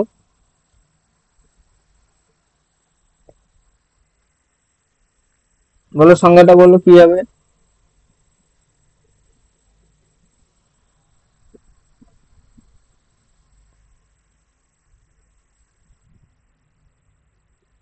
স্থির আয়তনে কোনো নির্দিষ্ট ভরে গ্যাসের 0°C উষ্ণতা থেকে 1°C উষ্ণতা বাড়ালেও ওই গ্যাসের প্রতি একক আয়তনে যে পরিমাণ প্রতি একক আয়তনে না, প্রতি একক চাপে। প্রতি একক চাপে যে পরিমাণ চাপ বাড়ে তাকে ওই গ্যাসের চাপ প্রসারণ গুণাঙ্ক চাপ বলে। প্রসারণ গুণাঙ্ক বলে।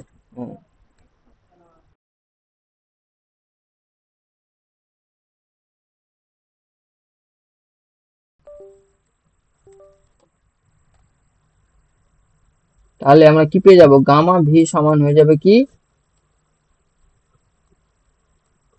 চাপ চাপ প্রসারণ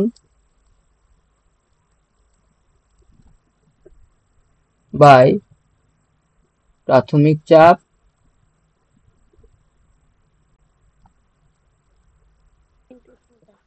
ইন্টু উষ্ণতা, উষ্ণতা বৃদ্ধি। এক্ষেত্রে যদিও উষ্ণতা বৃদ্ধি আমাদের বলে দেওয়া হয়েছে কত, 1°C,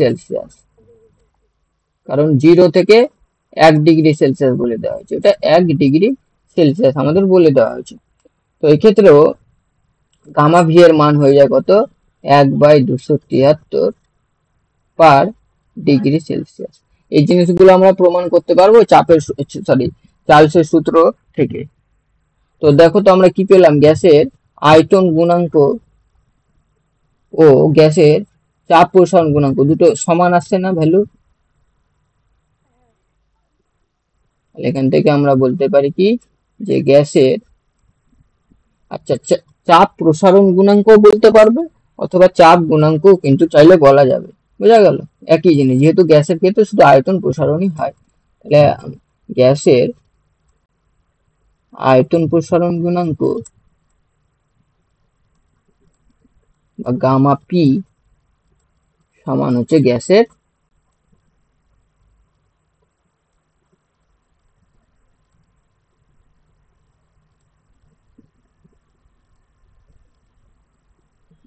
চাপ প্রসারণ গুণাঙ্ক গামা ভি ইকুয়াল টু কত, 1/273 পার ডিগ্রি সেলসিয়াস।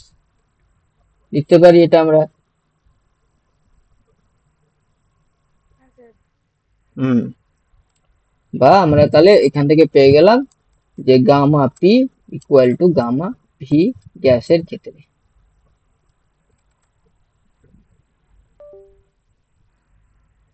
আজকে আমাদের এই তাপের প্রসারণটাই ছিল পড়ার।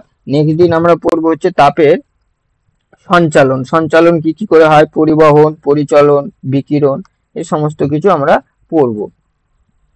তো এখান থেকে কিছু জিনিস, যেমন ধরো তরলের আয়তন প্রসারণ, এই জিনিসটা আমরা কোথায় লক্ষ্য করতে পারি? এরকম কোনো উদাহরণ জানা থাকলে বলো তো, তরলের আয়তন প্রসারণকে কাজে লাগানো হয়। হুম, বরফকে গলালে তো ওর অবস্থার পরিবর্তন হয়ে গেল। হুম, তাহলে দেখো থার্মোমিটার,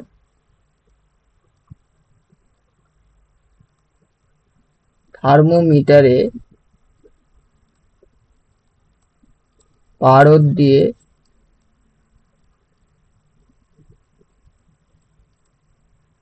যে তাপমাত্রা নির্ণয় করা হয়, কি হয় সেক্ষেত্রে? ওর মধ্যে একটা তরল থাকে, এবং তার মধ্যে পারদ দেওয়া থাকে। এবার পারদের কি হয়ে যায়, পারদ যে তাপমাত্রা বৃদ্ধি পায়, তাপমাত্রা বৃদ্ধির জন্য ওর কি হয়, প্রসারণ হয় না? এই প্রসারণের জন্য কি হয়, আস্তে আস্তে ও উপরে উঠতে থাকে। তাহলে ওই নীতিটা কাজে লাগায় এই থার্মোমিটারে পারদ দিয়ে তাপমাত্রা নির্ণয় করার সময়।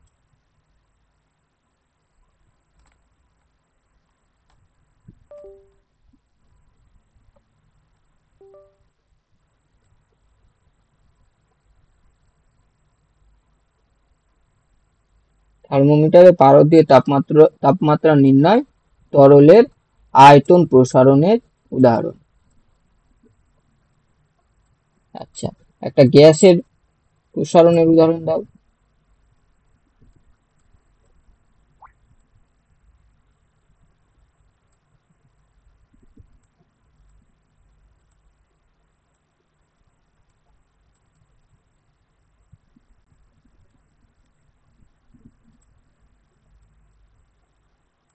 বেলুনে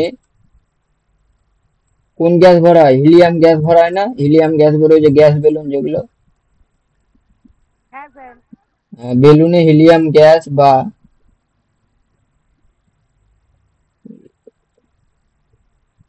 হিলিয়াম গ্যাস ভরা বা টায়ারে, আচ্ছা আলাদা করে লিখি, যে হিলিয়াম গ্যাস ভরা হলো তার মধ্যে আয়তন বেড়ে যায়, আয়তন বেড়ে যাওয়ার দরুন ও কি করতে পারে, উপরে উড়ে যেতে পারে। আয়তন বাড়া কি গ্যাসের প্রসারণের উদাহরণ। আয়তন প্রসারণের ক্ষেত্রে গ্যাসের প্রসারণের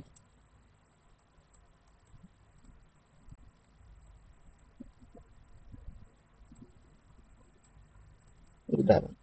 একইভাবে দেখো, বিশেষ করে এই গরমকালেও খুব হয়, সাইকেল বা বাইকে, মেনলি সাইকেলে বেশি হয়, টায়ারে যে হচ্ছে কি থাকে, বায়ু ভর্তি থাকে না, পাম্প করা থাকে, যে বায়ুটা কি হয়, বেশি তাপে ফেটে যায়, ফাটে তো? হ্যাঁ। কেন ফেটে যায়? যে উষ্ণতা বাড়ে এর কিন্তু আয়তন চাপ এগুলো বাড়তে থাকে, সেই বাড়তে থাকার দরুন ওর ওর তো একটা নির্দিষ্ট আয়তন পর্যন্ত ও বেড়ে যেতে পারবে টায়ারটা, ও তো আর যত খুশি তত বাড়তে পারবে না। তো যখনই ওর যে যতটা বাড়তে পারে তার থেকে বেশি হয়ে যায় তখন কি হয়ে যায়, ও ফেটে যায়। তাহলে এটিও কি গ্যাসের প্রসারণের উদাহরণ না? চাপ প্রসারণের কথা। হ্যাঁ, গ্যাসের তাপীয় প্রসারণ অবভিয়াসলি, আমরা তো পুরো চ্যাপ্টারটাই পড়লাম তাপীয় প্রসারণ, গ্যাসের প্রসারণের উদাহরণ। শুধু এটাই না, এক্ষেত্রে কিন্তু আমরা কিসের সূত্রের ব্যতিক্রমও লক্ষ্য করেছিলাম। কি ছিল সূত্রটা, কোন সূত্রের ব্যতিক্রম? হুম চার্লসের সূত্র। হুম তো আজকে এতটাই থাকবে। নেক্সট ক্লাস আমাদের হচ্ছে কবে আছে, কালকে। কি বার কালকে? বুধবার।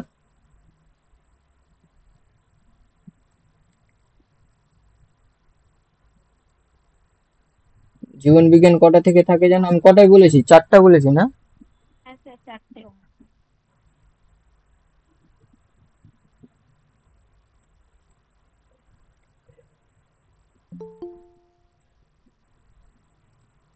কালকে আমরা পড়বো তাপীয় সঞ্চালন। আচ্ছা, তোমরা অনেকে বলেছিলে আমাকে লাইট চ্যাপ্টারটা পুড়িয়ে দেওয়ার জন্য। তো আমি ক্লাসগুলো দেখেছি, হ্যাঁ, যথেষ্ট ক্লাসগুলো ভালো আছে, আমার আলাদা করে কিছু বলার নেই সেক্ষেত্রে। তো সেগুলোই দেখবে, এবং কোয়ালিটিও খুব একটা খারাপ নেই, ভালোই আছে।